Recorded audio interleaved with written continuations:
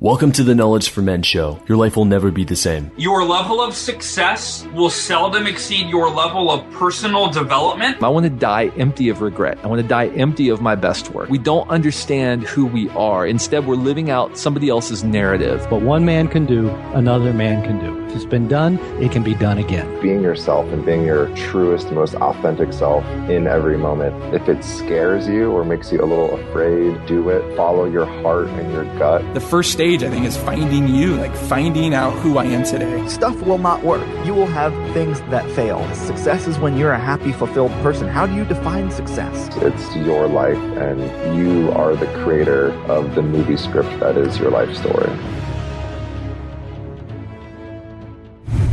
Attention, if you are a frustrated man who feels like he is not getting the results he wants in his life, health, wealth, relationships, and personal growth, then I've got a powerful free video training for you to help you become a strong, grounded man so you can unlock unlimited power in your life, business, and relationships. Go to kfmconfidence.com to get instant access to this training. Again, that's kfmconfidence.com. If you want a Cliff Notes version of the best material that I've learned after 300 interviews on this podcast about being a stronger, more powerful man, then it's all here at kfmconfidence.com. All right, guys, welcome to the show. I'm here with Justin Constantine. He's a former Marine who served in Iraq and also attorney turned inspirational speaker and leadership consultant. He's now the author of My Battlefield, Your Office, Leadership Lessons from the Front Lines. Justin has been featured in CNN, Time, CBS, Forbes, and USA Today. Justin, welcome to the show. Thank you very much. It's exciting for you to be here. All right, Justin. So we dive in with every show with a favorite success quote or some sort of saying that the guest does live by. So what do you got for us, and what does that mean to you? Sure. My favorite quote now is Maya Angelou's quote, "This is a wonderful day. I've never seen this one before." And for a couple of reasons. One, because every day I try to work on I spend my time on things that are very important to me. And so every day is unique, and I do feel good about everything I work on every day, but also because I know that I'm very lucky to be here. I survived a gunshot wound to the head in Iraq 10 years ago, so every day is a wonderful day for me. Yeah. And wow, we're going to dive more into that story there, but I can kind of put together some of the pieces where every day is a beautiful day, and about being grateful for what you do have despite challenges, or even for the audience listening, any sort of challenges or adversity or hardships that you're currently going through, but really just today is in front of me, and I'm going to make the best of it. Yeah, that's exactly right. I mean, let's face it, we're all dealing with adversity of some sort. It could be very significant, or it could be on the lower end, but no one's life is perfect. But today is a wonderful day. I get to work on things I enjoy. I'm in control of my schedule. I get to see people who I want to see. I could make a long, long list of why each day is a good day. And so I remind myself of that all the time, because I'm lucky to still be here. For your listeners that have overcome or are dealing with significant adversity, they've already seen some success, I imagine, in dealing with that. And I think having a good outlook like that every day does impact how things turn out. Yeah, I noticed you said, I get to do this. I get to do that rather than I have to. And that just sheds light on your outlook. But I think the elephant in the room here is you just said you got shot in the head. And I think the listeners are like, whoa. Let's talk about that. That's not something casual that you say. Yeah. I'm under the impression that when you get shot in the head, that is what is known as a kill shot. And so what happened here, if we can go into this and you're comfortable talking about that experience? Yeah, absolutely. And I appreciate your courtesy. I'm very comfortable talking about these issues. I talk about them all the time now. I deployed to Iraq 10 years ago, October 18, 2006. That's when I was shot. But I deployed. I was no longer in active duty. I was a reservist. And although on active duty, I had been a lawyer, a criminal defense, and criminal prosecutor in the Marine Corps, I deployed with the Marine Corps Infantry. And so we were on a routine combat patrol. We were out there doing our thing. We got to an area where we knew an enemy sniper was operating because he had already killed a few Marines. We had some counter sniper teams out looking for him, actually. And we had a reporter with us that day. His name was Jay Price, and he was in the same vehicle as I was. And I noticed earlier at our stops he wasn't moving around very much. And we got out of the vehicle and we started walking away from the Humvee. And I said to him, "Hey Jay, you need to move quicker here. Don't forget about that sniper." And Jay told me that based on that, he immediately took a big step forward. And a split second later, a bullet came in right where his head had been and hit the wall between us. But before I could react, the next round hit me behind the left ear and exploded out of my mouth, causing incredible damage. When the corpsman came running over, the Marines around me thought I had been killed. He rolled me over. I was not breathing, but he was somehow, even though the bullet had just came through my face, he was able to perform rescue breathing on me. And then he performed an emergency tracheotomy and cut up my throat so I wouldn't drown my own blood. And in fact, the sniper also shot the Marine behind me in the head, which should have been a kill shot as well. So miraculously, the bullet ricocheted off his sand goggles, which are not designed for that, and bounced off to the side. He was knocked out for a few minutes, but he was fine also. Wow. You said 2006 and you're in Iraq. This sounds like, or is there any relationship between just the movie American Sniper? That's and you said there's Marines, there's a sniper. Is this the same setting here? No. Okay. No, this is different. a different deal. Yeah. Okay. Yeah. All right. And so when you're shot in the head, are you aware of what's happening? Are your eyes open and you're grabbing your face, or are you just out? No, I don't remember it, but I was in shock. But the corpsman told me I was awake. He was trying to calm me down. The other Marines there said I was awake. I could understand what they were saying. When I got to the aid station, they walked me in. I had one arm over each of their shoulders. So it doesn't seem like I should have been awake during this.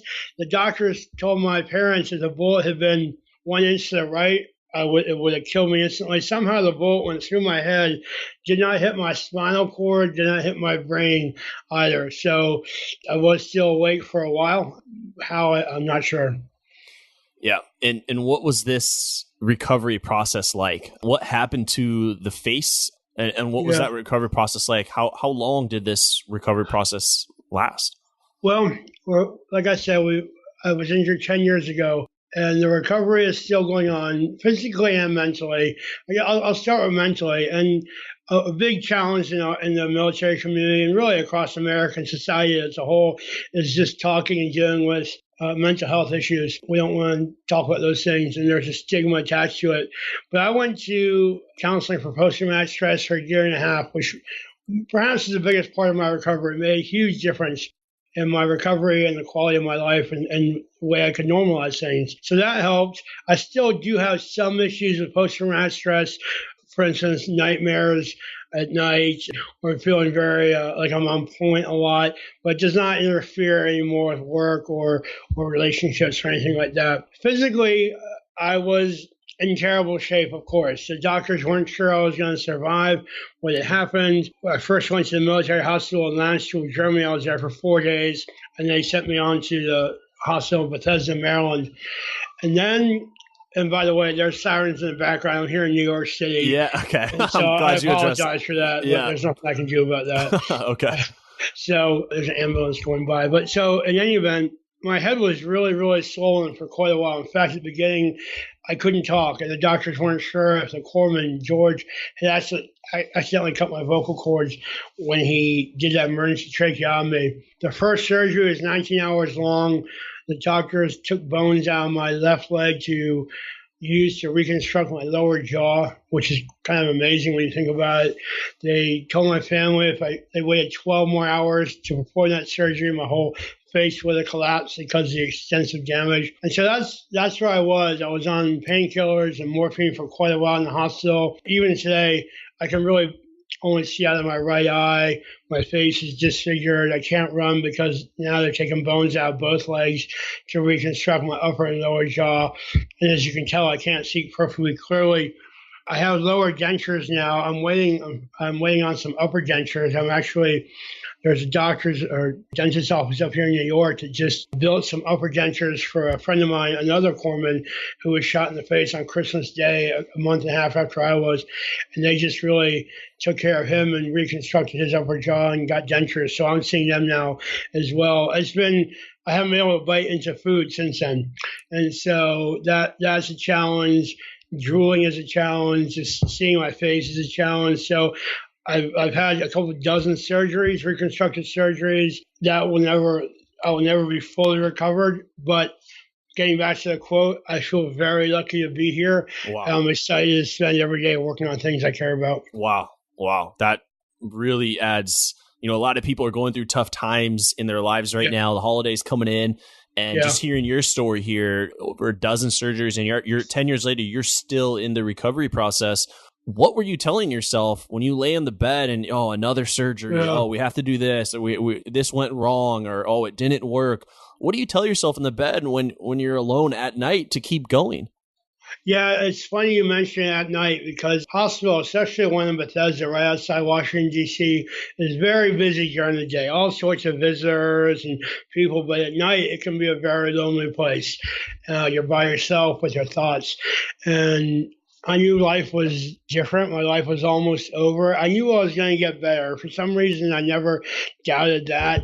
But I remember looking at my legs, and this is true even after I went home. I remember in the shower just looking at all my scars and just feeling terrible about what was life going to be like now, especially when my mouth was so messed up. I was on a feeding tube for months. And I was very, very fortunate that Dahlia, who was my girlfriend and now my wife of 8 years, was there next to me every day. And so having someone who loved me there every day made a huge impact. And so if any of your listeners are ever on the other side where they can be there for someone, it does make a life-altering difference. But I guess I just kept telling myself, this will pass, I will get better. And then after a while, I realized, you know what, I have the opportunity to be a leader in my Wounded Warrior community because of all the benefits I have from being an officer and having a good education and being able to speak intelligently about these issues. And so that's actually helped push me along too, is trying to be a leading voice in the post 9/11 veteran community, especially Wounded Warriors. And I push myself in the right direction, but also knowing I'm helping others along the way. It's done so much for me mentally. When did you first have that kind of tipping point or aha moment when, hey, this thing that has happened to me, I can actually turn around and share the lessons I've learned on this journey with others who are currently suffering? Well, I started speaking three years ago in 2013. I was still working as a lawyer with the FBI on a counterterrorism team in D.C., and I was asked by a Marine unit to come speak at their Marine Corps ball. I was asked by a law enforcement unit to speak at their events. So that's when the seeds or plans for this could actually be a business. This could be something I could work on full time and really enjoy and take control of my life. When I recovered, I didn't go back to the job I'd had earlier at Homeland Security. I went to a new job at Department of Justice, a job that's very hard to get.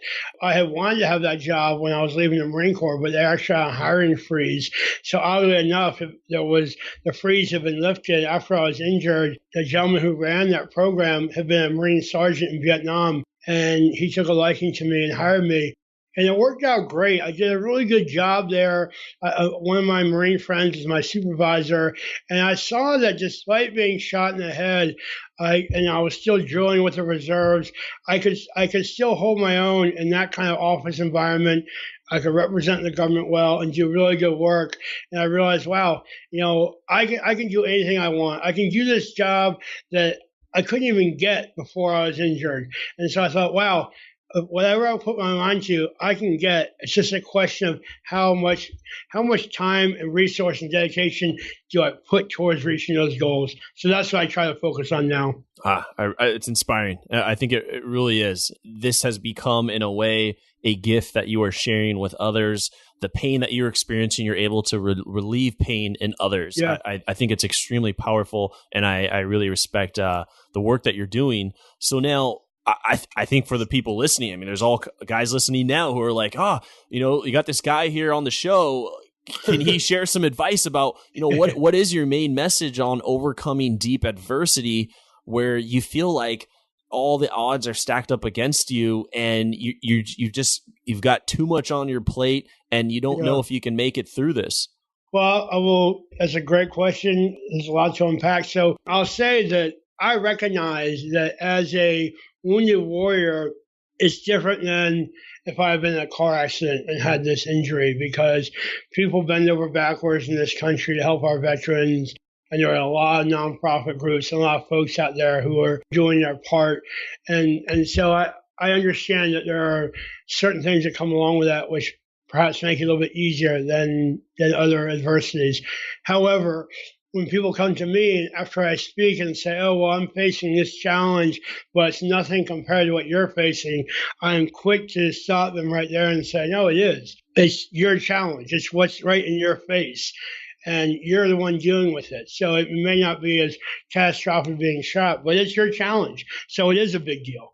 And so I've learned that one of the main messages that I talk about is it's okay to ask for help and lean on others for support. And so I feel totally okay doing that when it's warranted, whether that's talking to my wife when I can't get certain images out of my head, or calling a business friend for advice, or whatever it is. I don't mind helping people whenever they call, whatever it is. I think typically when people are asked to help on something, especially a personal favor, they'll stop what they're doing and listen to you. And so I think if people understand where you're coming from and why you need the help, they're very happy to give it. Yeah. You mentioned it a little bit earlier where you said, something with society, we don't really open up or talk about mental health issues. Yeah. We kind of keep it to ourselves and suffer. Then you also just now brought up, you think it's helpful to just ask for help. I think especially today, men especially find it difficult to open up and to share. Maybe it's perceived as being weak. Maybe it's perceived as them not being a real man, being able to handle their own problems. What are your thoughts on this? I do agree. My feeling is that perception or that feeling is out there and pervades our gender. I recently completed a 7-month certificate course for coaching because I want to go into coaching, a lot of business coaching, but also for personal development and personal transition, focusing on men, because especially late 30s and 40s and 50s, men have all sorts of challenges professionally and personally. And let's face it, women typically are much more comfortable talking to each other, talking to their girlfriends about whatever these issues are. Right. And we're just not. Like every year I go and play golf with a couple of friends of mine, and we could be perfectly happy watching a movie together and saying like 6 words to each other. There's no way my wife would do that with her friends. Yeah. So I think that there is an issue, and I don't know if it's an American thing, but this is what I know. So in American society, it is atypical for men to really feel comfortable talking about it. That being said, I check in periodically with about half a dozen guys I know who are going through different challenges. It could be looking for a new job or a health issue or maybe just trying to manage their time with their kids' baseball team, stuff like that. I just check in with them because I care about how they're doing. And I have a couple of guys who I think are checking in on me too. This is nothing formal. There's no agreement. We just do it. And I think that maybe that's a good way to start. But I do think if one of my guy friends called and said, "Hey, Justin, do you have a minute? Because I'm trying to do something, or I have this problem," I would say, of course, I have time for you. And I think that once we get past that first conversation, then we can make some headway. I think it's really just like any other challenge, just getting started. Yeah. Yeah. You bring up a good point. You could be out golfing, having, watching a movie, say 6 words. And you could also like be hanging out, watching a game or whatever it is, hanging out, barbecuing. And on the outside, it looks like, the guy, one of your friends is fine. It looks like he's having a good time, but really inside, he's got some deep issues going on. But it's like, why wouldn't he bring that up? You said your wife, I bet you if she was in a group of women, that would almost be the reason why they're getting together is because one of the friends is, has an issue and they want to come together and work it out. Whereas men will kind of keep it to ourselves and pretend like everything is okay. Yeah, I'll give you a quick example. As part of this coaching certificate course I took, we had to do a certain amount of pro bono coaching. So I called my guy friends. I said, "Hey, I need to coach you for an hour. Is that cool? And free. And they all said, yeah, sure. And we had a good time of it. And then I said, look, if you want more, I'll do it for you for free. It'll help me get better too. And I said, but I am going to be busy up through Veterans Day because it's a very busy time for me. And then one of my friends called me a week ago and said, hey, he left a message saying, no need to get back with me in a big rush. Just whenever you get time. I just want to ask you a couple of questions. And so I called him, and it was about the coaching. And he said, hey, I just wanted to see if you still needed help getting your hours in, which, is his way of saying he wanted to have someone to talk to. And I was very respectful of that. And I said, yeah, actually, I do need some help with that. And if you could talk to me, that would be very helpful to me. And so we made some time to do that because, I think two good guys, we have trouble asking for help. Yeah. He did it his way. I was receptive to that. And I'm excited to go forward with it. And I do think if we spent time or made an effort to be present in the conversations we're having, you're right. Like it could be out playing golf, and I could say to you, I want to ask you a couple of questions about what do you think about this? And it could be a short conversation, but it could be the conversation that got the rest of them going. Yeah. So what I'm getting from that, because you have your buddy calling you and asking, hey, can you get some hours? Do you need hours? Men want it when they know when it feels safe, because I'm sure he felt safe to approach you, and you're actually doing it and helping. So men want it, but they want to feel safe. They don't want to be judged. If it's someone they don't feel safe with, or like, oh, this guy might judge me, because he probably opened up a lot with you, right? Yep, he did. Yeah, and potentially stuff that he was holding for quite some time.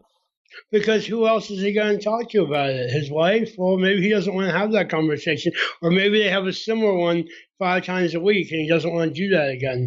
But who else is he going to? Maybe some business partners, but maybe he has his own reasons for not. So it's a challenge for us. Yeah. Okay, so coming back to your main message on overcoming adversity, one of them was asking for help. A second one here looks like being able to surround yourself with men who are that you can check in with, men that that can support you. So almost like having a brotherhood, a community of men who can hold you accountable. What else can we add to the plate here on overcoming adversity? Well, and I just want to pile on a little bit, having the guys around you. And I do think that's important. It probably starts with you making an effort to get it done and to help others around you. Because I think it's contagious. And I think if you putting out that vibe that you want to help people, then that will come full circle. Real quick on that note, for guys listening, we can give them a challenge actually today. What is a good way to start that conversation? You call them check-ins. Like, what's a good way to approach a check-in? Guys can think of a friend they already know and they feel safe with, but how can they start that type of container? Sure. Well, I'll give one example. It's a friend of mine. He's another Marine. He's on the West Coast, and I know that he's probably 49 years old, got a couple of kids. He has he's married, has a job that cares about, but not too much. But I know that he has some post-traumatic stress from his deployment, and he feels out of touch with a lot of people because a lot of his friends don't live there anymore.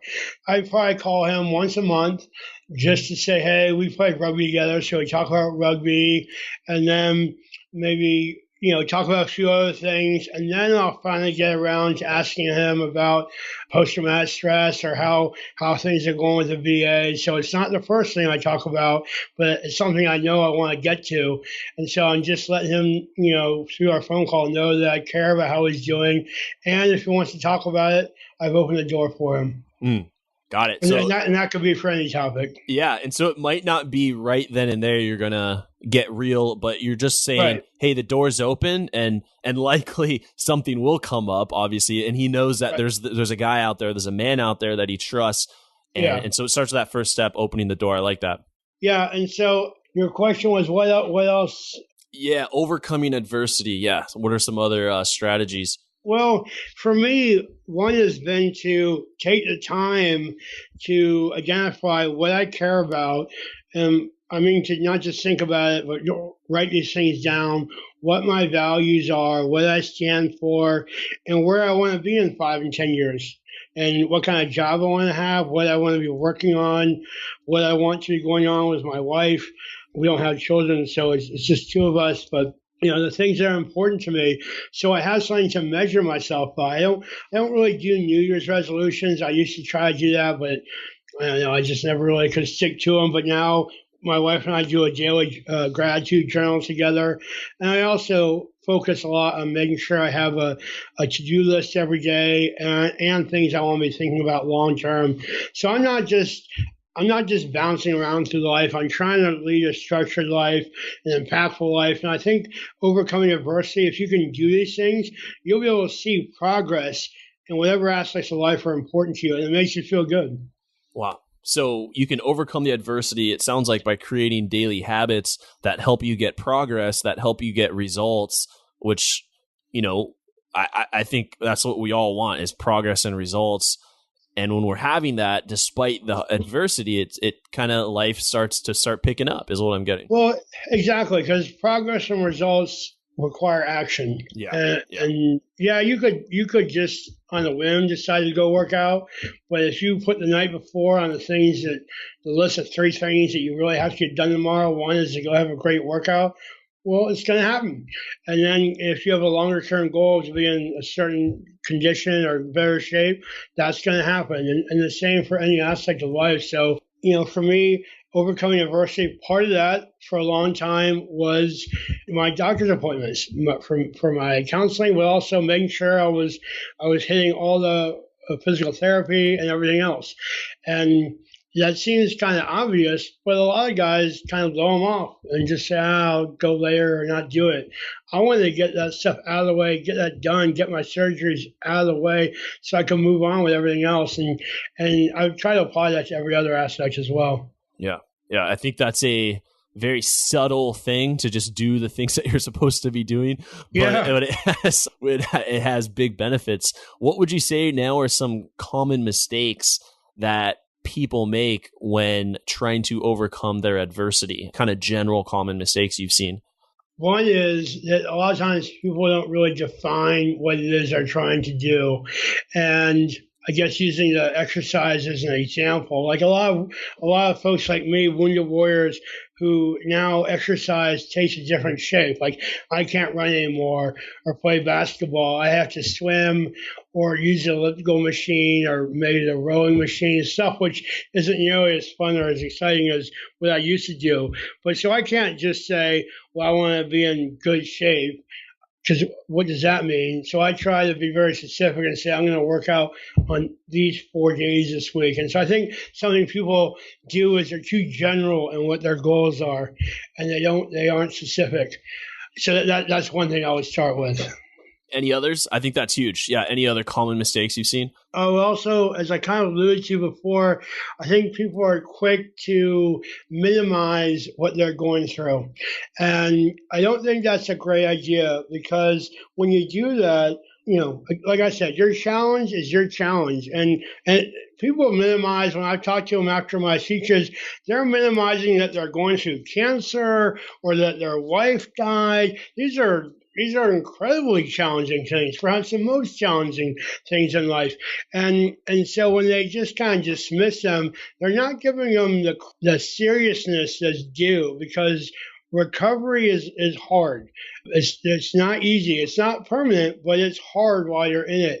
And so when you minimize the struggle that you're facing, I don't think that's a good idea. I've seen other people, they don't have a really strong recovery because they never gave themselves the credit they were due for what they were up against. Yeah. I think if you minimize it, then you don't prioritize it.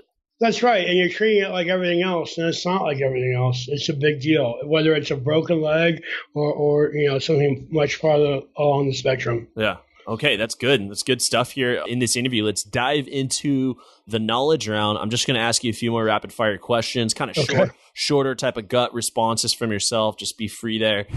Have you ever felt like you weren't the strong, grounded man that you know you're capable of becoming? Like there's something more inside of you, but you don't know how to get it out?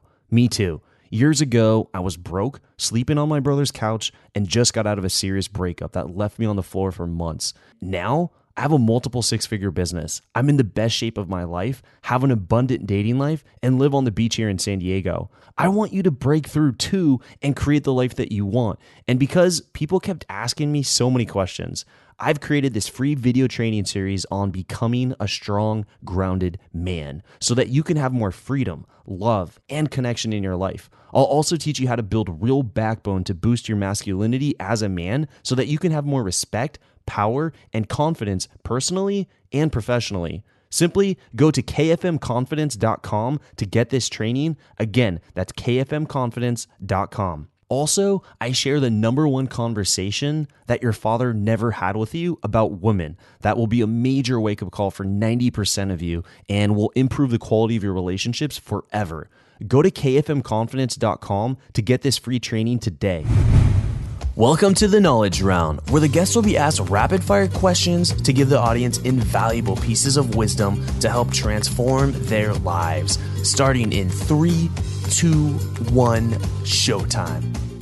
The first question I have for you, Justin, is what advice would you give to someone who's feeling kind of lost or unsure of their purpose? I would take advantage of other social groups around them, whether it's a mastermind group, a social group, volunteer, a mentor-mentee program. I think in today's age, a lot of us are drifting apart from each other. And one of the things that we could use more of is personal connections. Yeah, it's funny. I mean, we have all this technology that's supposed to bring us together, but it seems to push us apart in many ways. Even when we are together, we're trying to connect with other people. Yeah, there's a big difference. There's a big difference between knowing what someone's up to because you saw their pictures and actually talking to them what it was like. Yeah. And what would you say is holding most men back from becoming stronger, grounded men today? I think ego, and I also think a feeling of what they should be doing. So I think if people, men, just accepted that we're not these all-powerful creatures, that we do have our own weaknesses, and that's okay, and that's normal. And also, there's no menu or a set menu on how we're supposed to, how much money we're supposed to make, or where we're supposed to live, or some preordained thing. Like, be comfortable in your own skin and be okay with the fact that we're not perfect and that we do bleed. Yeah. Now, what would you say are, your book here is, just for the audience, My Battlefield, Your Office, Leadership Lessons Learned from the Front Lines. I want to give credit to your work, but what books, let's say, what have been 3 of your most influential books that have helped you on the path of overcoming adversity? Well, I recently read a book called Deep Work, which is, you may have already featured it on your site, but it's about not wasting your time on everyday activities like email, but carving out big chunks of time to focus on what's truly important. And the idea is that's the only way you can make true progress is through deep work and making time for yourself, which I think is very important in today's kind of frantic pace. And then on a completely different level, I recently read 12 Years a Slave, which I didn't see the movie, but I read the book and I thought it was incredible and it was eye-opening, and not on a business scope, of course. It's just about personal issues and about life in America and what we all should be striving for. It made me really think about the respect we should be showing each other and how we should be treating each other on a daily basis. So those are 2 books I read recently. I mean, on my desk, I have a dozen books that are on my to-read book. Recently, I started Daniel Pink's book, To Sell as Human, and I'm really interested in this book right now. Wow. Yeah, I'll have to check that out. To Sell as Human, that sounds really good. 12 Years Slave, I've seen the movie. I'm sure the book is much more powerful, but yeah, great selection and different books that often aren't mentioned. This next one is really more of a scenario for yourself. Sure. And so imagine you had 60 seconds with 25-year-old Justin, and you could share with him what you now know. And what would you tell him to do, and what would you tell him not to do? Stop drinking so much. No, I would say, I didn't start investing in mutual funds till I was 27. So I'd say start start doing that. I think that's incredibly important for long-term results. But I would say I was just starting law school then, and I didn't put enough time and effort into studying. I did later, 2 years ago, I did an advanced law degree at Georgetown, and because of my new focus on life, I graduated on the dean's list. And that I didn't come from that kind of background. So I would tell 25-year-old Justin to whatever you're doing, do very well at, because that's how you're going to be judged, and because you're putting your time and effort into it, so it should be important to you. So I would have studied a lot more in law school. I would have taken everything that I was spending my time on, I would have put more effort into. And that's what I try to do now. I try to narrow down the list of things I spend time on, and I try to do very well at all of them. Yeah. It's kind of like how you do one thing is how you do everything. Yes. Yeah. Yeah. This has been fantastic. This episode here. I really just your vulnerability and sharing the story. I know you spoke of PTSD and having to relive that, and me ask questions about all this, in vivid detail. What happened here? How did this work out? And so I really respect that, and it really adds so much power to the words that you're saying. Your message has just a lot of oomph. Like it's like a shotgun to the stomach when you're saying it because of what you've overcome. And just by starting off with your quote, if I can remind the audience that you started off with, "This is a wonderful day, and I have never seen this one ever before." Right. And my journey is not complete. I'm still struggling. I still have issues I'm working through. But at the same time, I have a much better idea of who I am, and I'm making progress along the way. Absolutely. For the audience, go to Amazon and check out My Battlefield, Your Voice, Leadership Lessons from the Front Lines, author Justin Constantine, who was here on the show today. And let me double check. Do you have a website that you want to plug with while the audience is listening? Yeah, sure. I mean, my own website is justinconstantine.com, and that has everything about my speaking and what I'm up to. But also on LinkedIn and Facebook, I always appreciate chances to connect there as well. All right. There it is. Justin, thank you so much for being on the show, sharing your story, sharing the lessons here. You've made a big impact here on the thousands of men listening. Thank you. It's been a real pleasure. Thank you for listening to the Knowledge for Men podcast. Hundreds of interviews and millions of downloads later, we're continuing to build an international movement, and we're just getting started. So if you enjoyed this episode, go ahead and leave a helpful review in iTunes, because it really helps the podcast grow so we can impact even more men in the world who need this.